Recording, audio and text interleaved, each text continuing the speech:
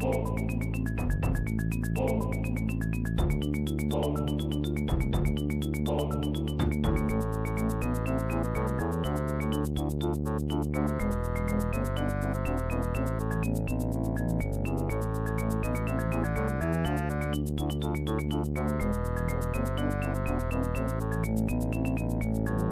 everyone and welcome to the UKGN Network podcast. I'm Zoidberg. This week we've been getting all nostalgic about 90s gaming, a time when it seemed like every movie got its own platform game tie-in. It was announced last week that Disney's Aladdin and The Lion King will be coming back to consoles in October, thanks to a new retro compilation bundling the two games together. First thing to point out is that these are the two games originally published by Virgin Interactive, so we get the Aladdin that will be familiar to Mega Drive and Amiga owners, rather than the Capcom developed SNES game. This version was produced by Dave Perry, who was riding high at the time off the success of Earthworm Jim, and it shows, still being a decent game all these years later. The Lion King, however, was made by Westwood Studios, who are probably more well known for the Command & Conquer series, and it hasn't aged especially well. Playing it again for the purposes of this week's show, I found the controls to be unresponsive and the level design incredibly annoying, requiring you to replay huge chunks of levels when you die. Disney animators work closely with the developers of both, making sure that these games feature graphics and animation that look stunning on the old 16-bit machines. They also, as you'd expect, featured great soundtracks, where players would be humming and singing along to the tunes from the films as they played. For the compilation, both games will be fully remastered into HD, with the usual selection of visual filters, along with a variety of features including a handy rewind feature, a level select option and customizable controls. There will even be an option to simply watch the game being played, allowing you to join in and take over at any time. And to be honest, this might be the best way to enjoy The Lion King. With this compilation on the horizon, it feels like a good time to bring you our top 5 Disney games of all time. By Disney, we mean traditional Disney, and not Disney-owned properties like Marvel or Star Wars. Those will be saved for another time.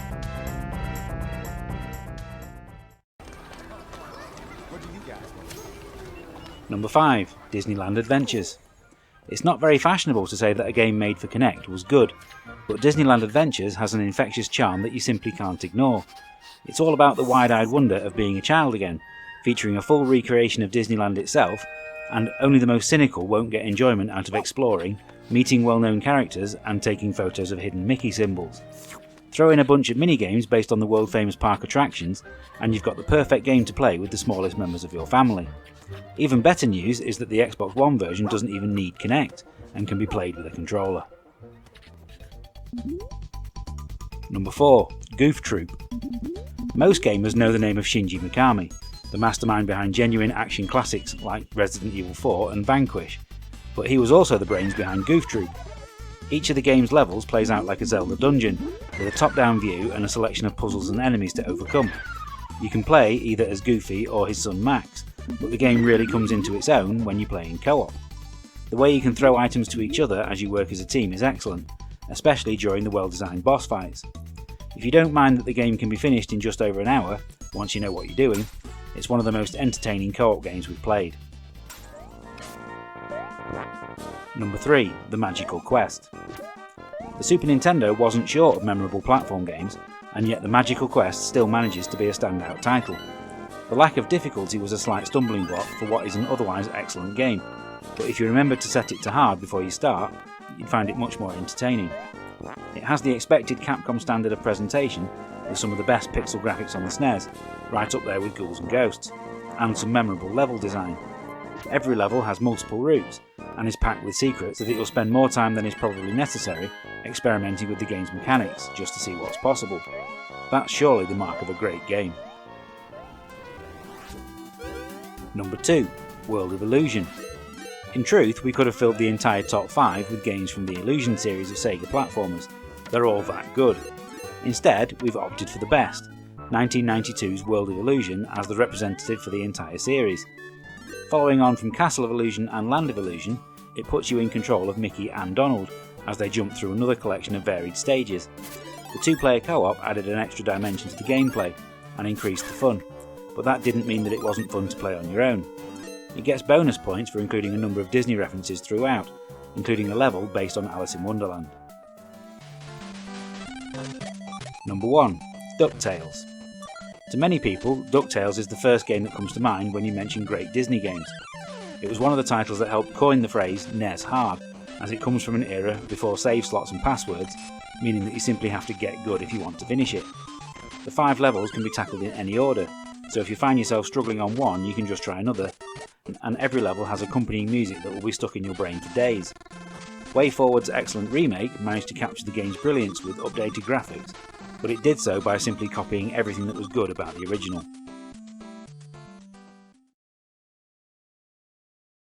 After another packed week of new releases, it's time for our reviews.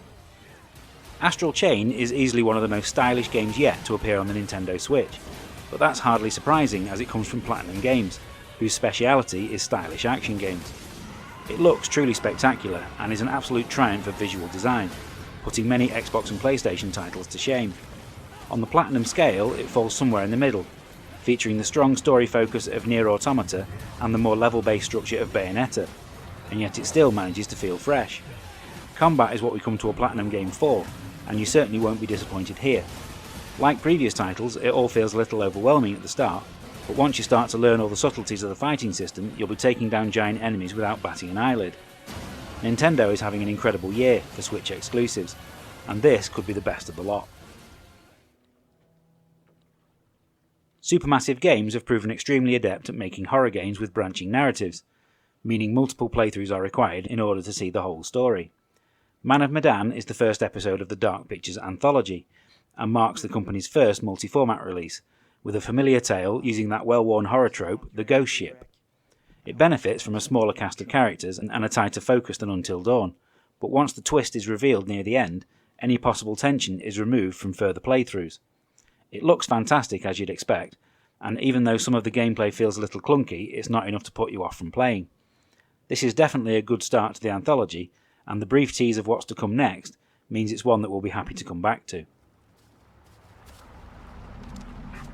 In my entire cinema-going life, I can't remember a film that divided the audience as much as The Blair Witch Project. Regardless of whether you liked it or not, the found footage horror has an enduring legacy, and this latest game from Layers of Fear developer Bloober Team is a suitably creepy addition to the canon. It's also easily the best game that we've played to come out of the studio, managing to create a constant atmosphere of dread rather than just being a series of well-orchestrated jump scares. Your canine companion helps make sure that you never get lost in the woods, drawing your attention to points of interest and even growling at the mysterious entities in the dark so that you know where they are. It's a much better game than I was expecting it to be, and for only £25 it's an easy game to recommend. The Ninja Saviors Return of the Warriors is a remake of a long-forgotten SNES beat-em-up, Ninja Warriors, which itself was a remake of the arcade game of the same name from 1987. Not sure I've heard of a remake before, but if they're all made as well as this, I'm all for it. The pixel graphics look sharp and clean in HD, and the widescreen image is a massive improvement, allowing you to see much more of the stage than the constricted SNES version. It's a 2D fighting game, not unlike Kung Fu Master, where you simply walk from left to right, defeating every foot soldier that gets between you and the end of level boss.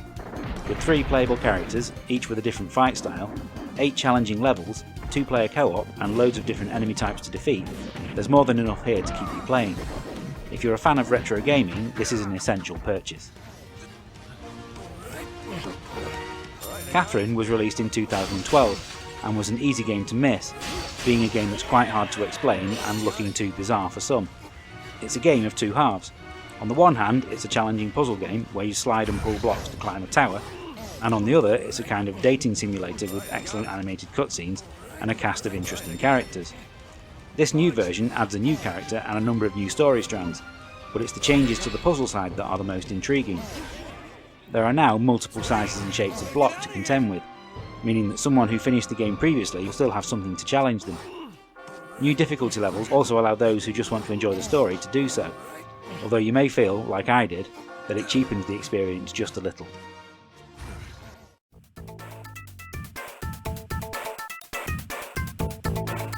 Time to bring the show to an end, and we do so in the usual way with our choice for Retro Game of the Week, which this week is Sega's Sonic Spinball. Taking its inspiration from the Casino Zone from Sonic 2, it placed the popular blue hedgehog inside a giant pinball machine, which as an idea was absolute genius. As pinball games go, it's not one of the best, being less concerned with realistic pinball physics than it is with being a Sonic game, but it's still great fun to play, with simple controls and a fantastic soundtrack. Every other Mega Drive game to feature Sonic the Hedgehog has been ported and re-released on practically every gaming system you can think of for years, but not this one. Its only legacy was a 2003 sequel for Game Boy Advance, and an appearance in a few retro compilations. It's included on the European version of the Mega Drive Mini, but frankly that's not enough. We'd say it's long overdue a sequel. How about it, Sega? That's all for this week's podcast. Why not tell us your favourite Disney games or your memories of Sonic Spinball in the comments? You can keep up with everything that's happening from UKGN by following us on Facebook, Instagram and Twitter at UK Gaming Network. We hope you enjoyed this week's show. We'll be back next week with another one just like it, including the long-awaited Gears 5. Give us a like and subscribe so you don't miss it. Bye for now.